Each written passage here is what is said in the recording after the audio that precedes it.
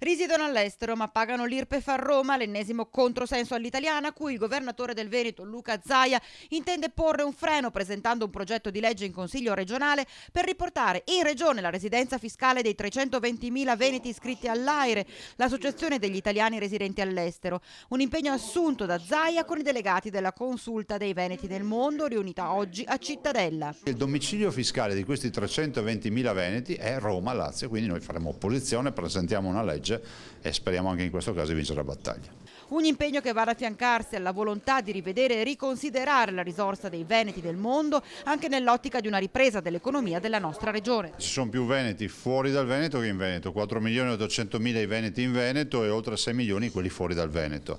È un grande network, una grande rete internazionale, comunità che dialogano tra loro, è un grande punto di forza, visto e considerato che i veneti non sono andati a riempire le galere in giro per il mondo, ma sono spesso su posizioni importanti, dal sindaco di Sydney al governatore di Melbourne a ministri nei diversi stati, e quindi la possibilità di valorizzare questi contatti, visto e considerato che loro si sentono veneti fino in fondo. Siamo alla quarta ondata, è stato dichiarato di migrazione praticamente.